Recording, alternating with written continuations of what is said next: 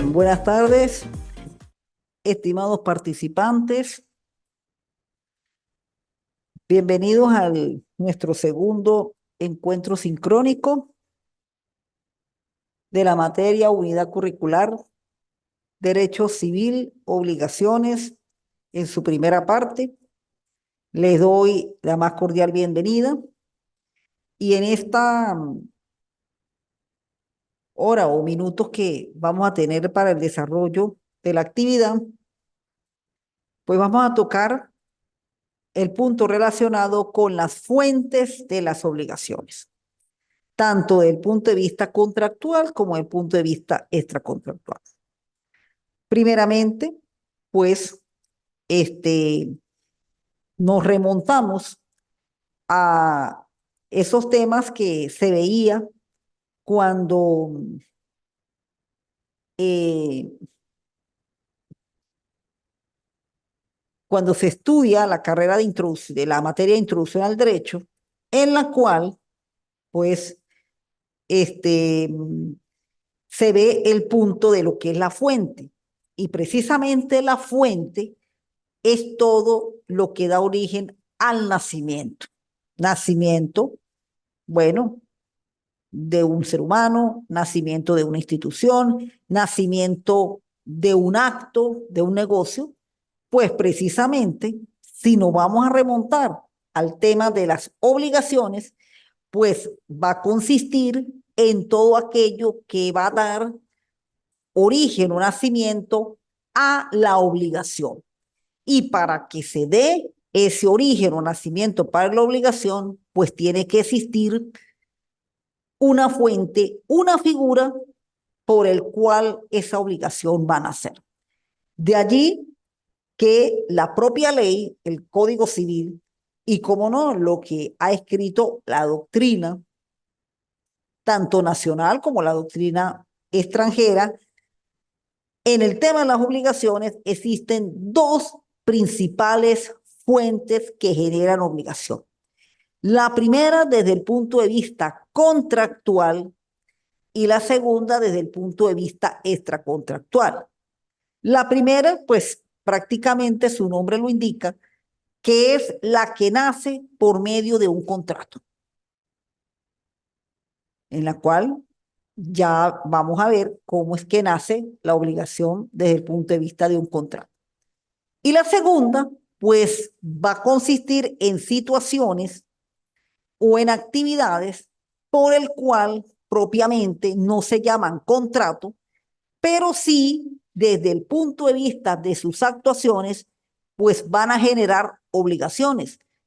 En el caso por lo menos del hecho ilícito, que además de generar daños materiales, se pueden generar daños corporales, también van a surgir obligaciones que son precisamente las indemnizaciones a pagar cuando se generan los daños. Nos vamos también al enriquecimiento sin causa, a el pago de lo indebido, a la gestión de negocios, actuaciones que aunque no se llamen contrato, sin embargo, van a producir obligaciones y al producir obligaciones, pues estas se convierten en fuente. Bien, entonces, partiendo de lo que es la fuente como tal, pues vamos a irnos al marco legal y comenzar a ubicar cómo es que funcionan estas fuentes. El contrato. Bueno, en el contrato, pues la situación es un poco clara porque precisamente desde el artículo 1133, que es donde nace toda la normativa relacionada con las obligaciones, propiamente el 1133 es el fundamento legal del contrato. Entonces, al leer el 1133, nos indica que el contrato es una institución entre dos o más personas para construir, transmitir, nombrar, modificar y extinguir entre ellas un vínculo jurídico. Pues bien, si nos vamos a la definición dada por la doctrina, autores como el doctor Maduro Luyando,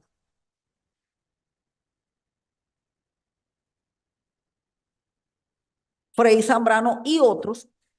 Y si nos vamos a la doctrina extranjera, como la de Planier y Ripet, que son los autores franceses que más han tratado el tema del derecho civil, tenemos que el contrato por excelencia, fuente principal de obligaciones y dentro del estudio de la legislación venezolana, son actos producidos, primero, son actos humanos. El contrato lo hacen son personas. Y sin lugar a dudas, este acto jurídico, este acto humano, le da la importancia dentro de las relaciones privadas. Por ello, en la lámina que ven ustedes a continuación, enfocamos el 1133, el contenido del 1133 y precisamente toda la normativa que corresponde del 1133 en adelante. Por un lado, bueno, el 1133, contrato, convención, dos o más personas para construir, reglar, transmitir, modificar o extinguir entre ellos vínculos jurídicos. Pero dada partiendo la definición dada por la ley y la propia doctrina, contrato es pues negocio jurídico bilateral, capaz de reglamentar, transmitir, modificar o extinguir una relación jurídica de cualquier naturaleza entre partes que concurren a su celebración. Y no solo se refiere a vínculos de naturaleza personal entre las partes, sino también a naturaleza de crédito, que se llama o se conoce como la eficacia personal del contrato, en la cual puede afectar el estado de los derechos reales, llamada también eficacia real del contrato. Entonces, por eso es que cuando uno estudia el contrato lo estudia de dos maneras. Por un lado, estudiamos la eficacia personal del contrato, que es cuando se configura el derecho de crédito, que es sencillamente el préstamo de dinero.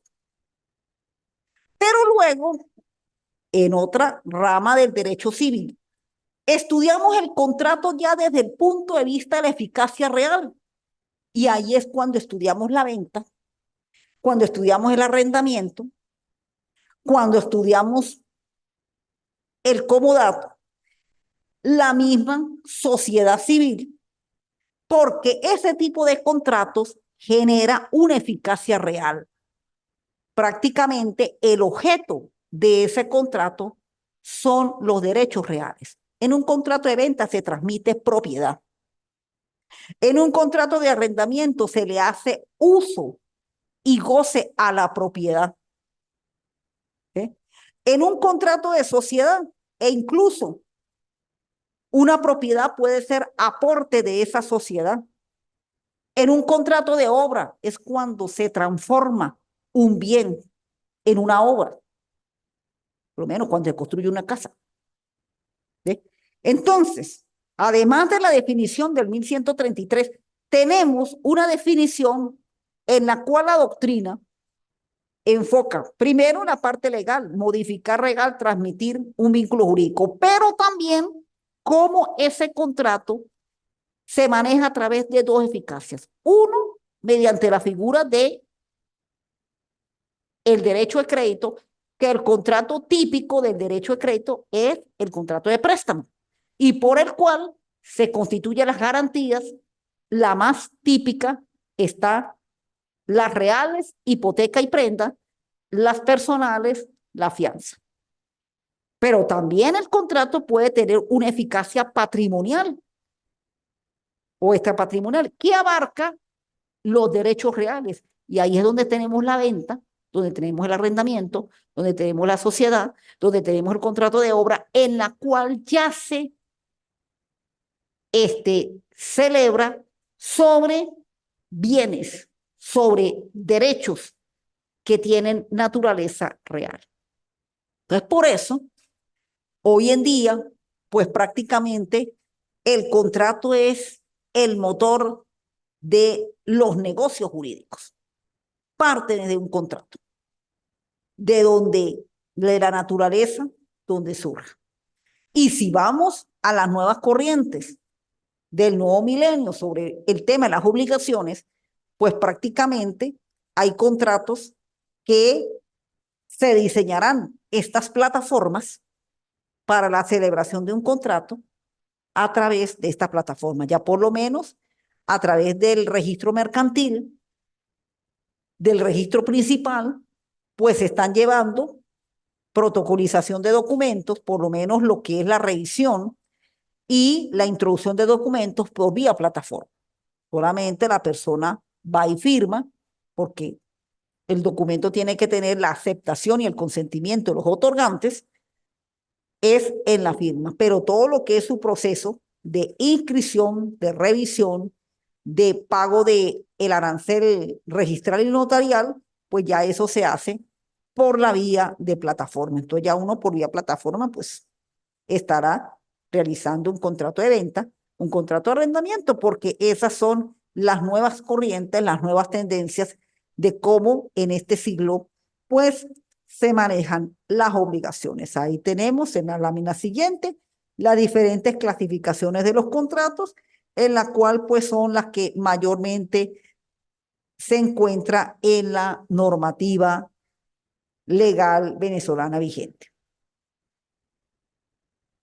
Entramos a lo que son los elementos del contrato. ¿Por qué es importante conocer elementos del contrato? Porque los elementos del contrato son los que nos da la noción tanto de existencia y validez del mismo.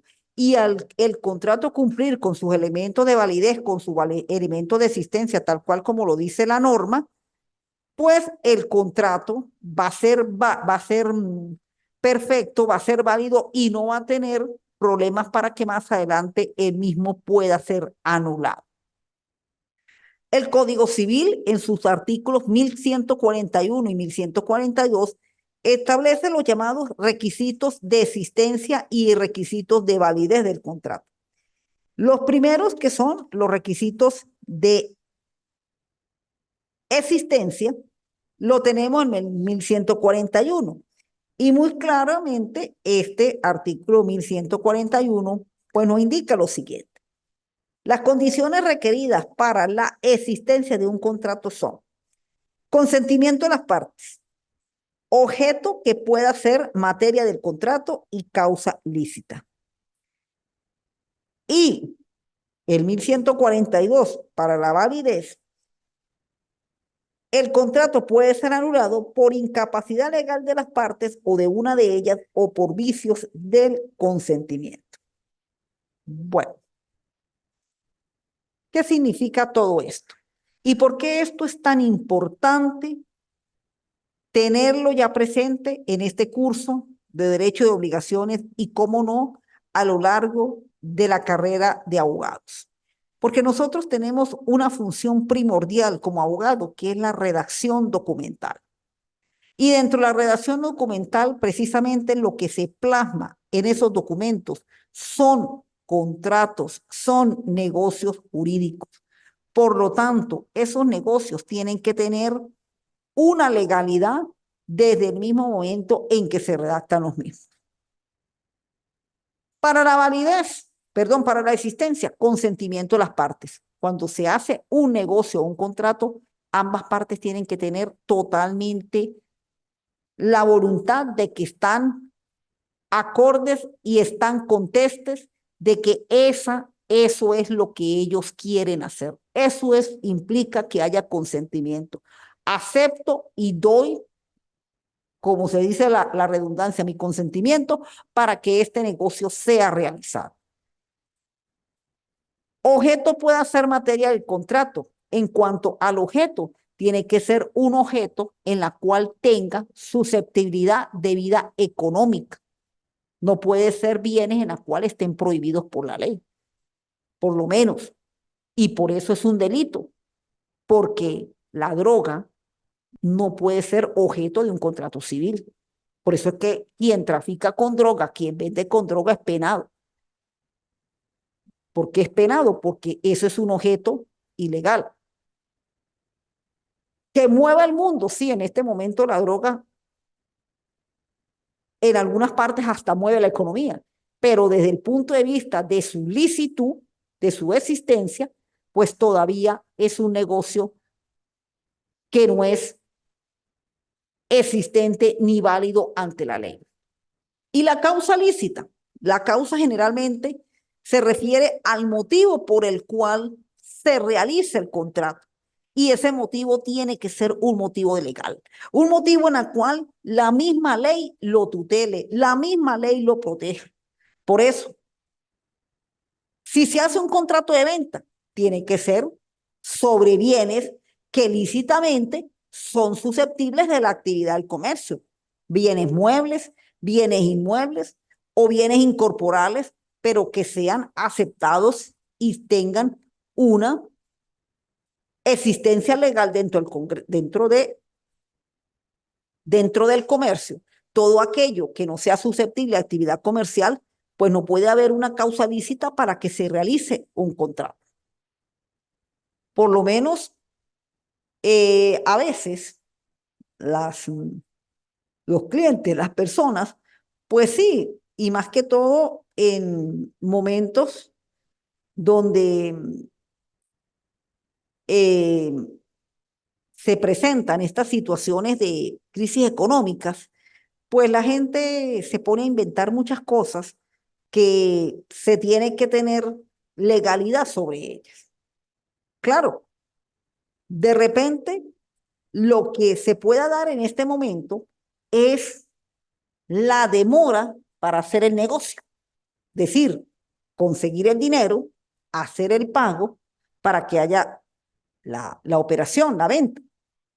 Pero ello no quiere decir que no se puedan utilizar otras vías en la cual la ley, pues, hasta cierto punto lo permite, pero hay que tener mucho cuidado con la estrategia o con la forma como se va a emitir la venta de ese producto para que pueda ser válido. Por lo menos me ha llamado mucho la atención y hasta una vez tuve una consulta por el WhatsApp relacionado con las rifas de los carros.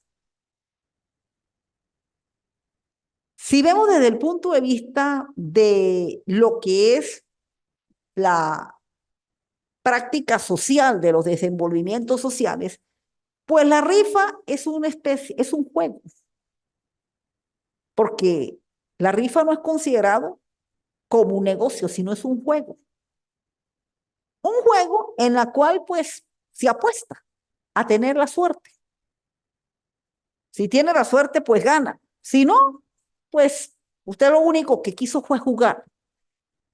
Por eso es que a través de una rifa, pues la acción coercitiva no es una acción tan predominante como el cobro de bolívares cuando no hacen el pago de un negocio. Pero resulta que están siendo objetos de rifa, sobre todo muy frecuentemente, bienes de publicidad notarial y registral, como lo son vehículos y como son las casas. Por lo menos se está dando en demasiada magnitud. Entonces, ¿qué sucedería? Y fue la pregunta que me hicieron, con respecto que si sale mi número ganador y salió el número, pero de repente el promotor de la rifa, pues no reunió todo el dinero que necesitaba por el cual iba a compensarle el precio del carro. ¿Bien? Y ha habido muchas controversias sobre eso. No tanto las rifas que hacen por ver una casa comercial o una institución benéfica, porque eso generalmente ha sido práctica de muchos años. Aquí conocemos la famosa, y todavía creo que se hacen, la famosa rifa del Rotary Club, en la cual el Rotary Club, pues a final de año, en un tiempo, rifaban un apartamento. Después bajaron porque empezaron unas cosas a costar dinero y bajaron y empezaron a rifar fueron carros, que creo que es lo que todavía se mantienen.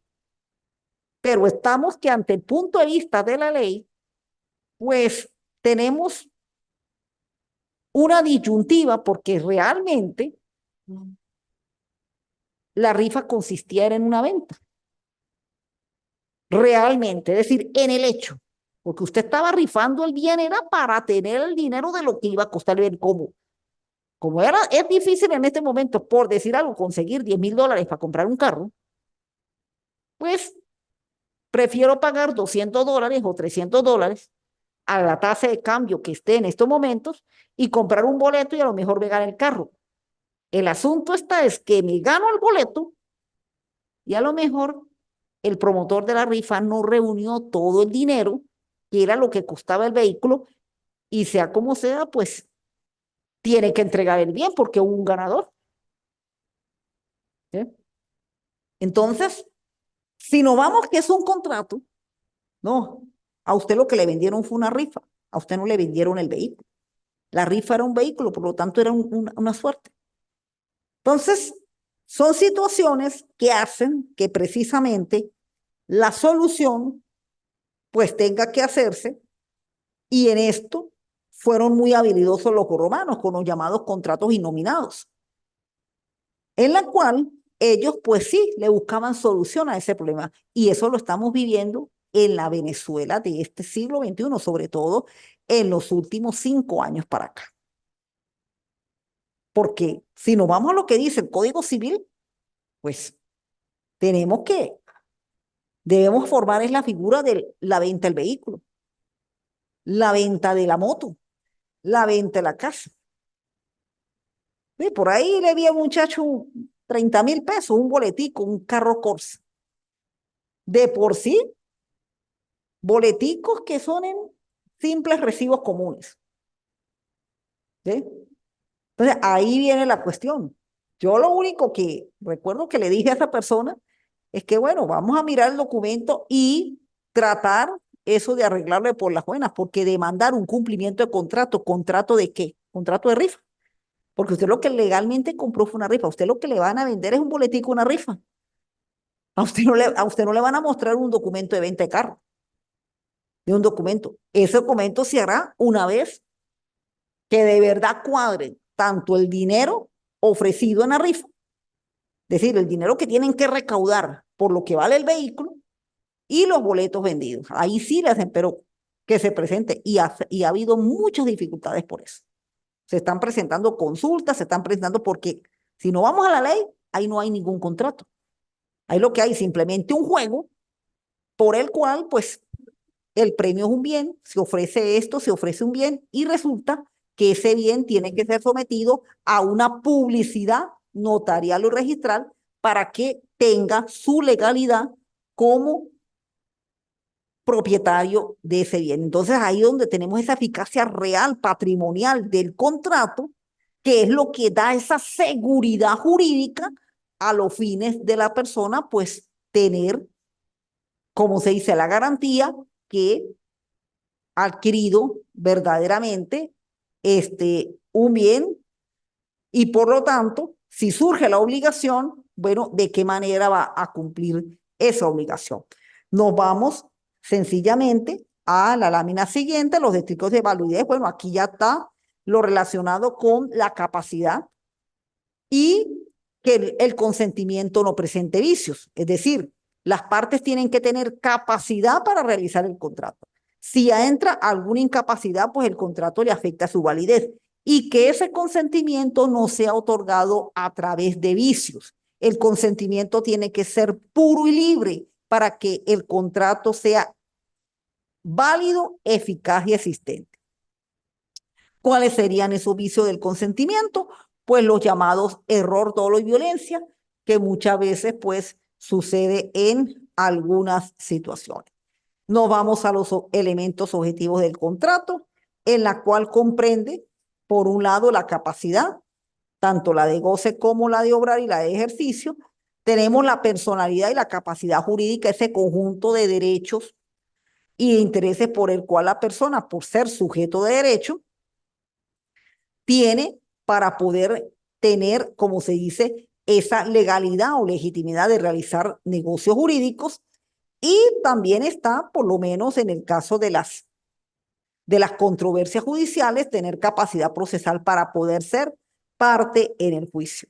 En cuanto a los elementos subjetivos, el consentimiento tiene que ser válido, no puede ser producido a través de elementos que le alteren y le produzcan vicio.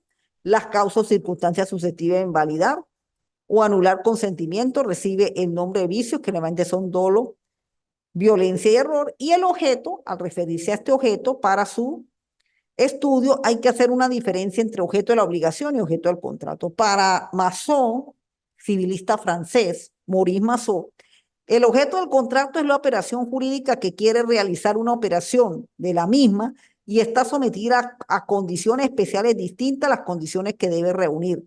Las prestaciones ofrecidas que son objeto de la obligación, y otros autores como Miceneo explica que estudiar el objeto del contrato no sería más que estudiar el objeto de la obligación.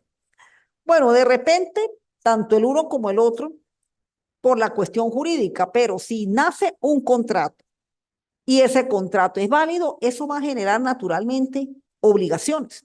Es que todo contrato va a generar obligación. Por lo tanto, si el contrato de venta es la transmisión de la propiedad de una casa, pues la obligación va a ser el pago por esa transmisión de propiedad.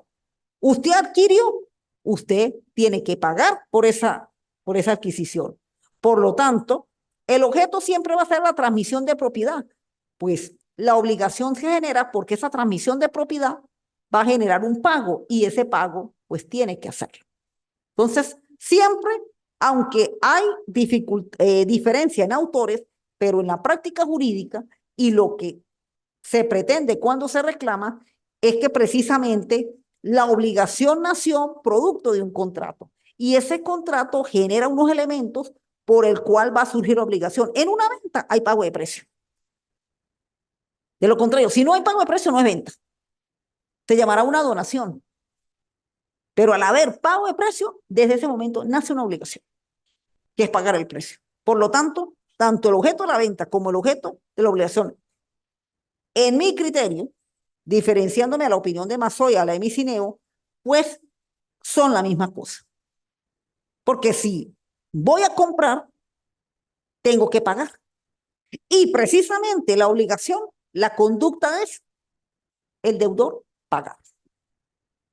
Entonces, ahí no hay ningún tipo de confusión, a menos que usted indique que ese objeto fue producto de una obligación en la cual la forzaron a que la constituyera. Entonces, ahí ese consentimiento fue alterado con dolo o por violencia. Lo amenazaron. Si usted no paga eso, ¿cómo es?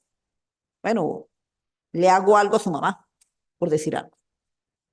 Pero legalmente y jurídicamente, desde el momento en que en un contrato se materializa el objeto, eso va a conllevar a que el objeto de la obligación va a ser sencillamente el perfeccionamiento de ese objeto del contrato.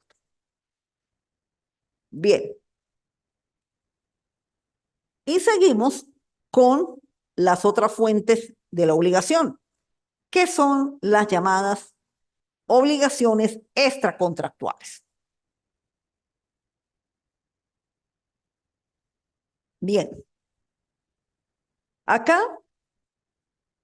pues prácticamente la fuente de la obligación contractual es lo que va a dar un nacimiento prácticamente a la teoría de la responsabilidad civil.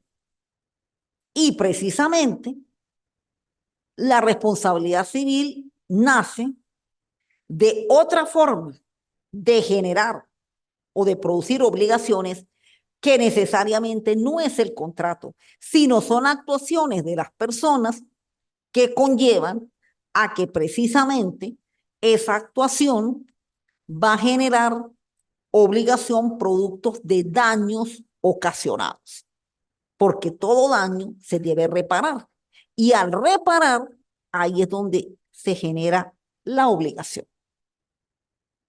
¿Eh? Entonces, por eso,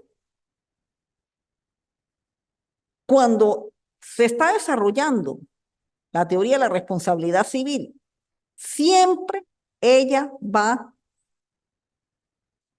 articulada con que, por un lado, se genera un incumplimiento. Siempre este tipo de obligaciones es producto de incumplimiento. ¿Por qué se produce el incumplimiento? Por falta de precaución, falta de previsión, etc. Y al generar ese incumplimiento, pues eso lleva un daño y por lo tanto ese daño pues se debe reparar. Y ahí es donde entra el elemento de la culpa, la relación de causalidad. La culpa va a ser el grado por el cual ese daño o es más o es menos, pero siempre se va a generar ese daño. Por eso es que primeramente partimos del 1185, que es el hecho ilícito, que prácticamente casi, pues, lo enfocamos con, con lo que es la responsabilidad civil en 1185. El enriquecimiento sin causa te da más que todo de actuaciones que generan obligaciones como el pago de los individuos y la gestión de negocios. Bien, el hecho ilícito, nos remontamos al artículo 1185 del Código Civil. El que con intención o por negligencia e imprudencia ha causado un daño a otro está obligado a repararlo. Debe igualmente reparar quien haya causado un daño a otro, exigiéndose en el ejercicio de su derecho los límites fijados por la buena voluntad o por el objeto en vista del cual le ha sido conferido ese derecho. Está incluido el abuso del derecho como fuente de las obligaciones. Dentro de estas normas relacionadas tenemos la responsabilidad de cosas por edificio y por incendio. Es decir, lo que corresponde a, y como lo explicaba, en eso sí, creo que eh, Mazzotti tiene razón, en que no solamente se responde con este hecho ilícito lo que causa la persona directamente, sino aquellos o aquellas situaciones que dependen de ese sujeto. Y ahí tenemos en el caso de la responsabilidad por cosas, por edificio y por incendio. Es decir, por lo menos el dueño de ese edificio, pues además de responder que claro, el edificio es un bien material, pero el dueño de eso, pues responde por ese daño ocasionado por el edificio, por lo menos que se cayera la pared esta y aplastara su moto. Ahí precisamente esa persona responde por ese daño porque eso es un bien que le pertenece a ella. Y por tener esa conexión de pertenencia, por eso es que responde por ese tipo de bienes que le pertenecen a esa persona. En la estructura del hecho ilícito, bueno, el incumplimiento, la culpa, el carácter ilícito del incumplimiento, el daño y la relación de causalidad. Siempre en esta parte del hecho ilícito, y al igual que como cuando se vio la responsabilidad civil, pues deben generarse tres elementos en la cual al producirse generan obligaciones y por lo tanto se tiene que pagar. Incumplimiento, culpa y el carácter ilícito del incumplimiento. Al producirse esos tres elementos, pues van a producir un daño. En el momento del daño, ahí es donde se están generando obligaciones, porque ese daño se tiene que reparar y la reparación implica pago por ese daño ocasionado.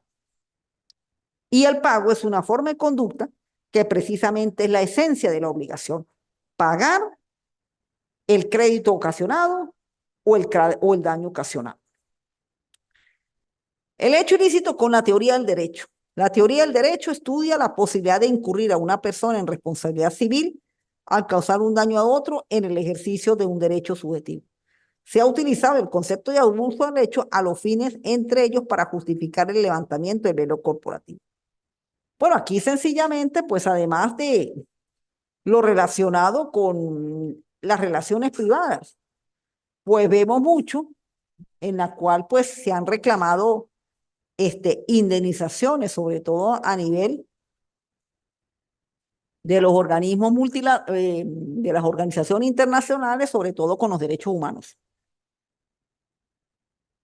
Con los derechos humanos en donde prácticamente pues se genera muchas veces producto del abuso de derechos. Pero claro, esto todo es materia estudios de posgrado y todo eso relacionados con derechos humanos y derechos políticos y gubernamentales que tanto ahora se están estudiando para ello. Bueno, ahí tenemos la responsabilidad civil por hecho propio, hecho de tercero y por cosas. La normativa legal por el cual el dueño precisamente tanto de un bien como de terceros dependiente ha hecho, por lo menos los menores de edad. El menor de edad cuando ocasiona un daño, ahí está la responsabilidad que debe tener su representante. ¿Por qué? Porque el menor de edad depende de ese representante, de esa persona mayor, pero lo hizo, es un tercero, pero como depende de esta persona, pues ella también tiene responsabilidad civil y por lo tanto está inmerso dentro de estas obligaciones extracontractuales como lo es el hecho ilícito. Y especial con cosas, bueno, pongo el ejemplo de la pared, que si la pared se cae y le daña su moto, pues ahí acude ante el dueño de esa pared para reclamar la reparación del daño y por lo tanto se va a generar obligaciones por un hecho ilícito producto de no haber tenido la pericia de ver que esa pared estaba bien sostenida. Enriquecimiento sin causa, el artículo 1184.